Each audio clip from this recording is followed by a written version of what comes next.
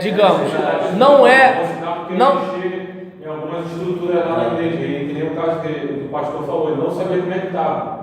Ele falou, então não vou assinar então. Se vocês querem mexer, bota a mão da pessoa, não vou assinar, porque eu não sei como é que está. Entende? É justamente isso. Então é um assunto bastante sério, né? E assim, não estou aqui defendendo o valor que o engenheiro cobrou, mas assim, ele se compromete, assim, ele assinando, ele se compromete com vocês, mesmo sem ele ter sido, né, aquele projetista anterior que falou assim, ó, dá para fazer isso aqui. Porque enquanto a arquitetura cuida do aspecto estético, a engenharia ela cuida do aspecto estrutural.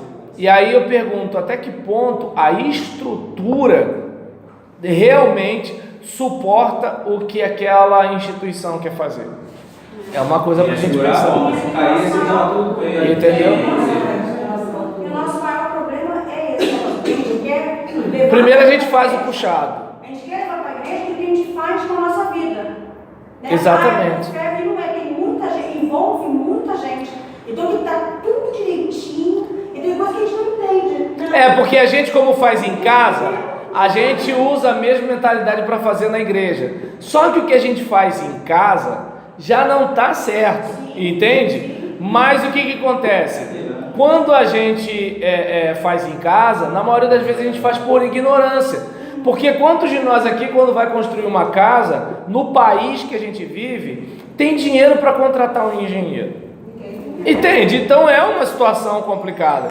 Só que quando a gente vai para a igreja, aí já é um pouco mais complicado, porque assim, não tem dinheiro, então não faz. Entendeu? Não tem dinheiro, não faz. Agora, se vai fazer, dá seu jeito. Entendeu? Pior que eu não contratei um engenheiro lá, eu fiz a minha obra lá. Agora eu... 2 anos. Bem, eu falei, né, sobre a imperatividade e agora, né, a gente tem aqui, né, essa questão das normas dispositivas. A gente falou sobre a norma impositiva, né, a norma cogente, que é a norma impositiva, né, e tem também, né, a norma dispositiva, que é uma norma de imperatividade relativa. Enquanto uma é absoluta, ó, é desse jeito ou nunca desse jeito. Pronto. Aí a dispositiva, ela regula o interesse meramente privado, podendo ser permissivas ou supletivas. As primeiras permitem uma ação ou a abstenção, enquanto as últimas se prestam a suprir o silêncio dos interessados, sendo aplicada somente na falta de declaração de vontade da parte. Isso significa que a voz do Estado será supletiva naquelas matérias de livre disciplina pelos particulares, ou seja, se não criam regras para as relações de ordem privada, vai então prevalecer a manifestação da vontade estatal. Ou seja, a igreja tem o documento dizendo como funciona. Então o Estado, é assim que vocês funcionam? Então tá. É uma coisa que dá para a igreja ser respeitada nesse aspecto. Lembra, uma coisa é a fundação do prédio, é a autorização, isso aí não tem o que discutir com a igreja. Isso o Estado precisa fiscalizar por causa da vida em sociedade. Agora, digamos, se a gente vai... suponhamos que de repente um grupo de pessoas, você é pastor de uma igreja e um grupo de pessoas vai reclamar, né, que houve uma mudança doutrinária, né, do pastor na igreja. Mas a igreja mudou e tudo tal. Se o estatuto já prescreve alguma coisa, tranquilo, está resolvido. Olha aqui, ó, o juiz viu o documento, pronto, tá isso, né? Se tem um órgão denominacional, a gente que é de denominação histórica é um pouco mais fácil, tá resolvido. Se não tem nada, é o juiz. Só é esquisito porque o juiz é leigo no assunto, né? Então, o que acontece? Naquilo que os documentos constitutivos da igreja são silentes, aí o Estado entra. Por quê? Porque tem que manter a harmonia.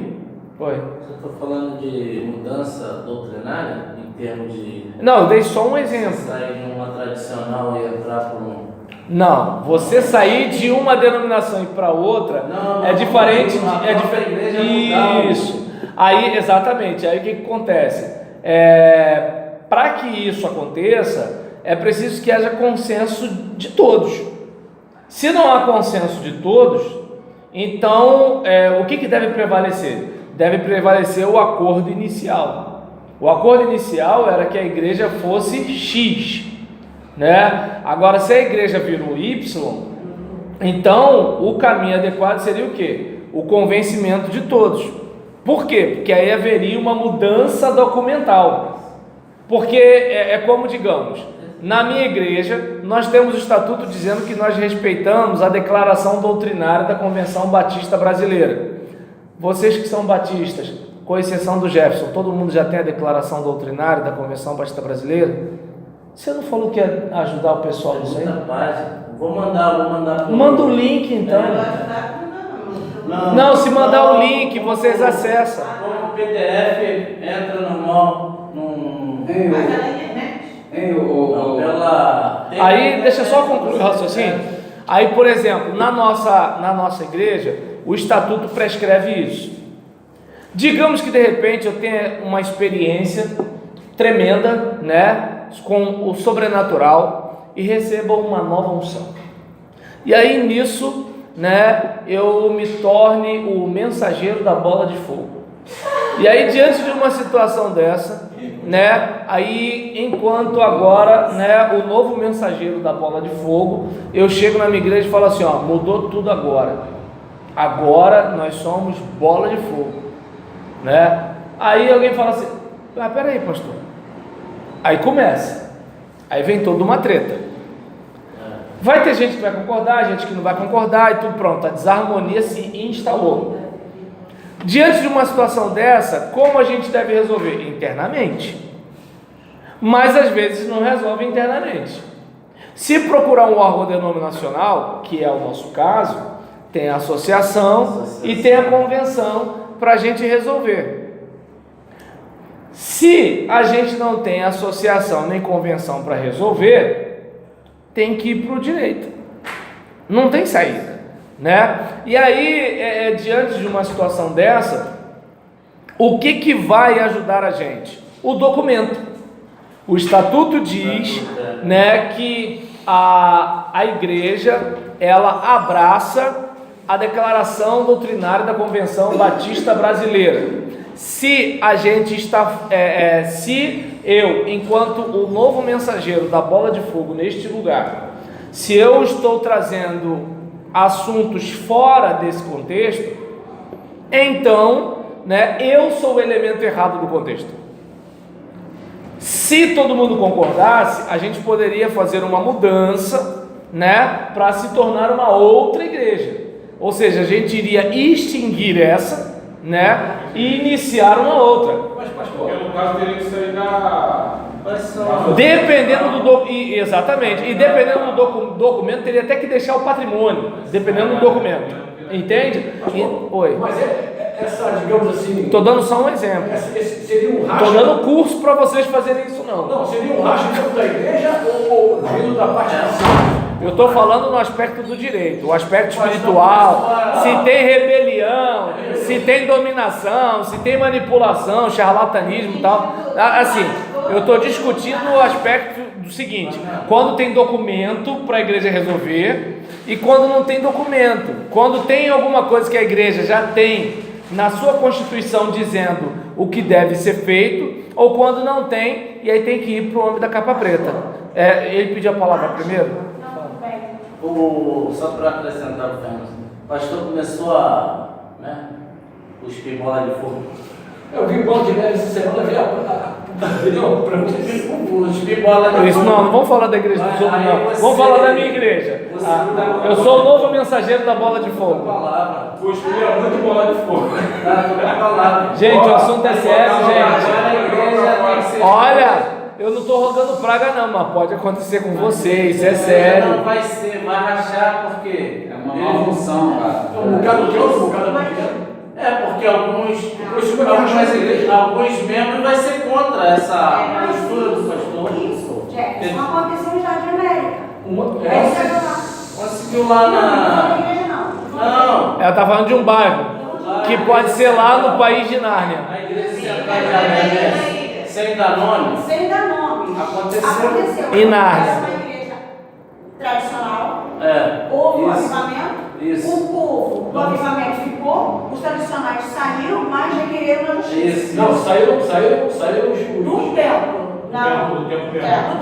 Só que saíram pro. Eles foram para a justiça para requerer o templo. Aquele pastor Então, falou o que que aconteceu? quem tem que se Eles, retirar, os que receberam a unção, ele trouxe a tiveram que É, sair. a justiça- O povo retornou. A justiça. Aham. Isso, exatamente. Exatamente. E aí, e o que acontece? E aí, nessa situação, né, o que acontece? O juiz, ele vai julgar de acordo com o próprio documento da igreja. Sim. Isso até ajuda. Por quê? Porque na hora que o juiz for julgar, porque o juiz é leigo. Então, aí ele vai julgar a partir do documento. Sim. Agora, se não tem documento, sabe lá o que ele vai julgar. A igreja tem a base, tá no X.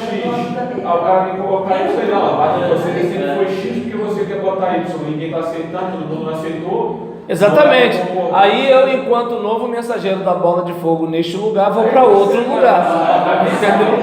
Eu vou ser o novo mensageiro da bola de fogo em outro lugar. É a igreja no caso. Eu digo batista porque eu sou, né? Aham. É Convenção Batista Brasileira e tem a Convenção Batista Nacional. E deve ter muitas outras, entende? Aqui essas são as que a gente mais conhece, né? Então foi isso que aconteceu lá. O pessoal teve que se retirar. Isso, deve ter não, tem muitas outras. Cuidado da liderança da igreja, de saber quem está levando para trazer a mensagem. Conhece? Não conhece? Às vezes está meio usado na hora e aí, né, pastor? Como é que fica? E aí, nesse caso, né, então, a norma dispositiva, ela tem essa característica diferente da impositiva, né? Então, assim, a impositiva é isso pode, isso não pode, acabou. A dispositiva depende do que está no documento ou do que não está no documento, e assim por diante, né? E aí é importante lembrar, né, que a liberdade de associação garantida pela Constituição permite que as pessoas jurídicas criem seus próprios estatutos e neles insiram as normas internamente aplicáveis, ressalvados os temas de ordem pública. Entende? Olha a diferença da igreja da bola de fogo e a diferença de ter alguém trabalhando fora da legalidade. São duas coisas, parece que é tudo a gestão da igreja, mas não é. É uma questão interna da igreja. Se a gente tem bola de fogo, se não tem. Se tem taramanaia, se não tem. Isso é nosso. Agora, se a gente pega um venezuelano e fala assim, ó, você trabalha em troca de comida, aí já é uma questão das questões públicas, já não é uma questão privada, né? Deu para perceber? Porque assim, imagina, tem um venezuelano querendo comer, aí, pô, a gente tá precisando de alguém para limpar a igreja. Vamos pegar esse venezuelano aí, ó. Você mora num quartinho aqui, a sala de escola dominical, você bota um colchãozinho aqui. Não tô dando aula disso, tô dando um exemplo. Não faça isso, pelo amor de Deus. Aí nisso, bota um colchãozinho aqui, aí você vai, come aqui mesmo, vai fazendo um negócio aqui, aí quando o irmão for procurar um advogado, rapaz, quem fez isso com o Tico? Quem fez isso com o Tiquitito? E aí nesse caso, aí a cobra vai fumar, entendeu? Porque isso daí é uma questão de ordem pública. Agora, em relação ao ministério da bola de fogo neste lugar, já virou diferente, ficou diferente. Por quê? Porque é uma questão privada. Deu para entender? Eu tive uma experiência, recebi uma visão, estou com uma nova unção e estou querendo, né, contagiar a minha geração e quero ser pai de multidões. É uma situação, mas eu estou aqui no contexto privado. Aí o juiz não vai julgar esse negócio, ele vai julgar de acordo com os dispositivos. Agora, no caso do venezuelano que está com a colchonete na sala de escola bíblica, trocando trabalho por comida, aí já é uma questão impositiva. Deu para perceber? E aí, entendeu? Aí nesse caso, ou seja, não há o que discutir nisso daí, não há, né? A bola de fogo a gente discute. Agora, o cara trabalhar em troca de comida e dormir no colchonete na sala da escola bíblica, não há o que discutir. E aí nisso é importante a gente lembrar isso daí, né? A questão da disciplina de normas cogentes. Assim, nas disposições supletivas, o estatuto, porquanto lei orgânica da associação, regerá as relações entre os particulares, que foi o que aconteceu, né? Do contrário, isto é, caso a instituição não se valha de sua prerrogativa de ditar as próprias regras, essa igreja tinha as próprias regras. Mas digamos que de repente, como muitas igrejas aí que existem, sem eira nem beira, assim, não tem... isso é bobeira, o estatuto da igreja é a Bíblia. A igreja que trabalha desse jeito, quem vai julgar é o homem da capa preta, não tem pra onde correr, né? E aí nesse caso, a gente verifica que assim, a igreja que ela não não se vale, da prerrogativa de ditar as próprias regras, então no campo da imperatividade relativa, ela estará sujeita à vontade supletiva do Estado. Então a gente verifica que assim, no caso, é uma imperatividade relativa, por quê? Porque é uma imperatividade, mas é relativa, não é absoluta. Absoluta é aquela que o cara tem que trabalhar dentro da CLT. Por exemplo, vou pegar o meu caso como pastor.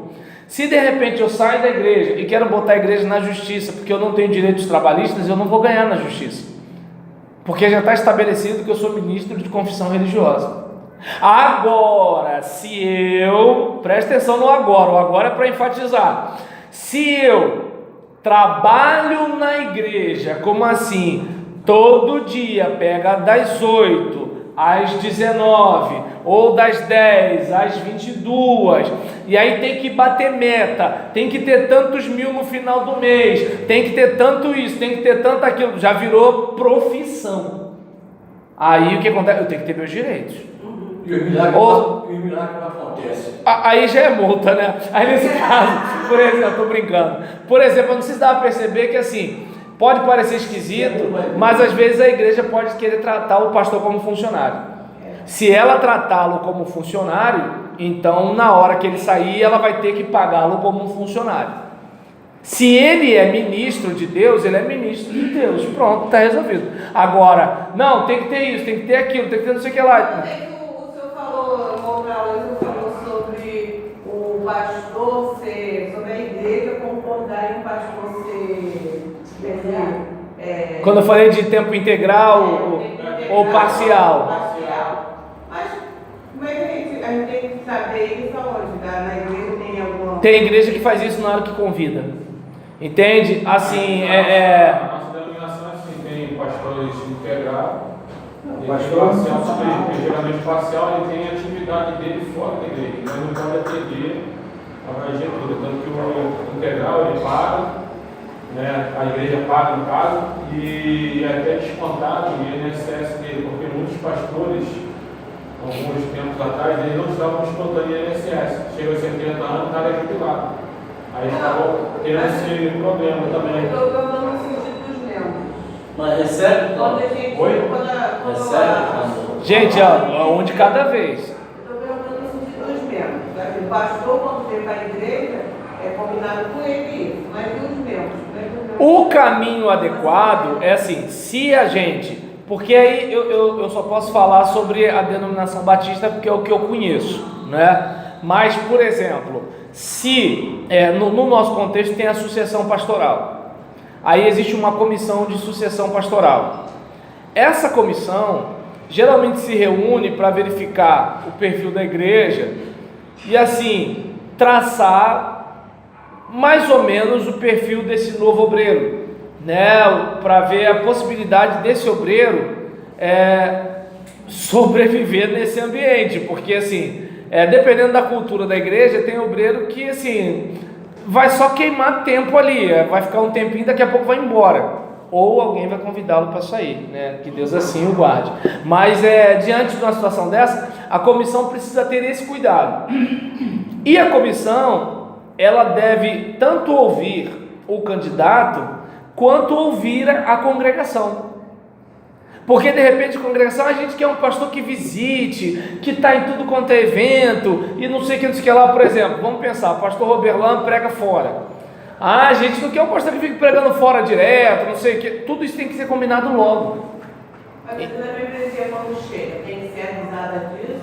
O correto é essa comissão de sucessão pastoral dialogar com a igreja, e não essa comissão se achar os superpoderosos que sabem o que é melhor para a igreja. Deu para entender? Porque é o seguinte, tem gente que, porque é da comissão da sucessão pastoral, acha que é o seguinte: a igreja não sabe escolher, quem sabe somos nós, sou eu, entendeu? Nós outros. Pastor, mas eu estou falando assim, quando você chega na igreja, isso tem que ser informado ao novo membro, conforme vai passando o tempo, porque assim, quem estava na época sabe, mas quem chegou no o legal é que, assim, isso seja de certa forma relembrado, só que a maioria dos membros não chegam a se deter nesse assunto. O que o pessoal que está chegando, porque assim, quem mais tem esse negócio é crente velho. O crente novo, ele quer o quê? Ele quer uma oração, ele quer, tá entendendo? Um conselho do pastor. Porque quem está acostumado com o negócio de visita é crente antigo. Quem não é crente não está acostumado com visita. Quem não é crente, enterra os parentes sem ninguém lá para ministrar nada. O crente que fica assim, pastor não veio. Entende? Quem tem essas coisas é o religioso antigo. O religioso novo, ele não tem muito isso, a não ser que ele seja um religioso novo, parente de um religioso antigo. Entendeu? Que ele vai... Pastor também, entendeu? Que nem, desculpa só te cortar, a netinha de uma irmã deve ter uns 3 anos mais ou menos, 3 ou 2 anos. Chegou lá no culto com a avó, aí viu um irmão pregando. Aí olhou para um lado, olhou para o outro. Cadê o pastor? Não sei, menino. Quem é aquele homem lá? É o irmão que está pregando. Vamos embora, avó. Aí eu falei, tá, caramba, pequenininha, já é crente velho, hein? Então, entende? Então, tem uns negócios que, assim, o crente novo, ele não tem muito esse negócio, né? O crente que, de repente, ele é novo na igreja, mas ele vem de outra igreja, o pastor aqui, né? Assim, pastor, né, tal, não sei o quê. Aí eu, mas também, né? Vai pegar tudo quanto é canto. Pelo sentido da murmuração. Exatamente. Quando a igreja começa a passar por um problema financeiro, uma crise, aí quer cortar. a primeira murmuração que vem de todo mundo é falar que... É isso que eu tenho bronca, tu tá entendendo? Porque é o seguinte... Mas assim, ninguém procura saber, ninguém se informa antes quando tá tudo bem. Aí quando começa a crise, começa a murmuração. Porque o pastor ganha tanto, o pastor recebe... Era isso que eu ia E a gente perguntar. não quer saber, a gente Mas nunca sabe, assim. quando- Dentro do que o Sofrado comentou, a gente vê realmente a realidade do pastor. Mas quando os membros chegam, deveria ter, lógico que dependendo da igreja, né, cada igreja é uma impressão, mas deveria ter essas informações, porque... Pode marcar uma reunião. E aí, ó, já fica a dica pro ministério pastoral de vocês. Independente, ô Luciano, da... Ou vocês não vão querer tocar no assunto quando vocês ganham do ministério de Independente da vocês? comissão. Deixa a Rogério. Eu tô até imaginando como é que vai ser a minha igreja, cara.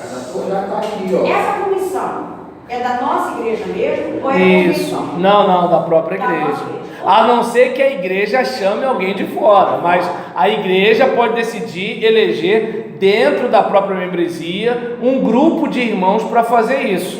Entende? É que assim, a Lucinda já está lá na frente, depois que o pastor já está na igreja. Você está antes de convidar o pastor. Só um instantinho, fala. São 2 dúvidas. Tudo bem, eu fui lá atrás para poder eu entender aqui na frente. Aham. Então, essa comissão, nós vamos convidar o pastor Roberlan para estar pastoreando. Roberlan Julião, palavra simples. Aí eu vou chegar, olá, gente boa, qual é a pergunta?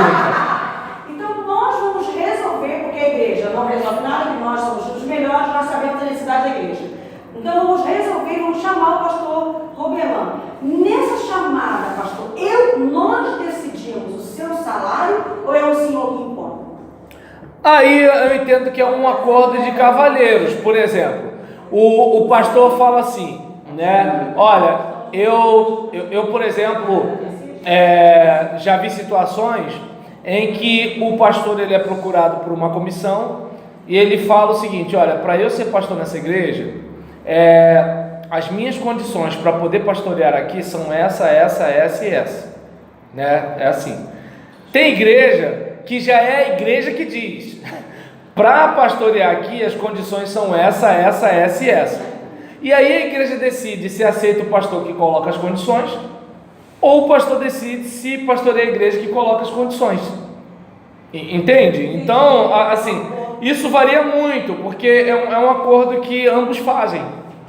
Por exemplo, tem pastor que fala: olha, eu não posso receber menos de tanto por causa do padrão que eu já tenho da minha família, né? Outros, né, não, o que a igreja decidir, para mim está tranquilo, entende? Só que o que acontece? Se ele falar o que a igreja decidir, para mim está tranquilo, ele não pode reclamar lá na frente.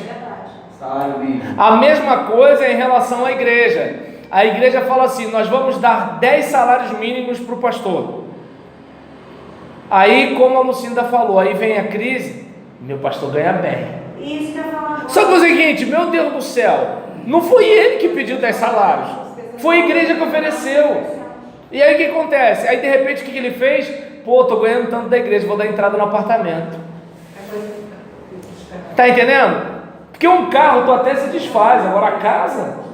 Mas pastor, e na crise? Qual é a postura do pastor? Daí eu entendo, nessa hora, o Rogério, é que eu entendo o seguinte: se a igreja, né, ela não exigisse tempo integral, porque vamos lembrar do que o Fernando falou a respeito do pastor dele, que não recebe nada da igreja há uns 2 anos, não é isso? Então, há mais de 2 anos, e a igreja só custeia o plano de saúde. Por quê? Porque ele tem outra fonte de renda, então ele pode ter essa entende? Então ele pode ter essa generosidade. Agora, digamos, suponhamos aqui, né? Jefferson vai assumir uma igreja. Aí a igreja fala assim: pastor Jefferson, nós queremos você de tempo integral. Aí suponhamos que o Jefferson ganha, não é 10, ganha 15 salários mínimos. Aí a igreja fica assim: ô pastor, sai de lá. Não, irmão, eu tenho 20 anos naquela empresa. Pô pastor, sai de lá. Não, falta 10 anos ainda para me aposentar. Não pastor, mas a igreja precisa, o pessoal está sofrendo, está gemendo. Aí o coração do pastor fica apertado, né, e tá aquele negócio todinho. Vai na empresa e fala assim: ô Jurandir, passa a régua, tô indo embora. Tu tá maluco, rapaz? Deus me chamou. Tu tá doido, não é Deus nada. Já tomou teu gadernal? Não sei o que. Tá bom, cara, tu quer, né? Então tá legal. Aí o Jurandir manda ele embora. Aí passa coisa de 3, 4 anos, vem uma outra geração que não conhecia o Senhor, depois que Josué morreu. Aí os levitas já começam a ficar no sufoco, porque fica todo mundo assim: meu pastor ganha bem. Quem é que nessa igreja tem 10 salários mínimos? Quem não sei o que lá. Aí o pastor está pregando: irmão, vamos ser dizimista. Ele é mole, ganha 10 salários mínimos. Sabe de onde ele ganha? Sai daqui do nosso bolso. Aí nisso, olha lá como é que a mulher dele é bonita. Também com aquela... o nosso dízimo que paga que ele chega ali. Então, o que acontece? Na hora de tirar o cara de lá, ninguém pensou isso. Deu para entender? Então, é esse tipo de situação que eu entendo que assim... Aí agora, vamos lá. Digamos que ele está na prestação da casa. Como é que ele faz? 5 anos fora do mercado de trabalho. Como é que ele volta? A maioria dos pastores passaram dos 40 anos. Se pelo menos tem 20, beleza.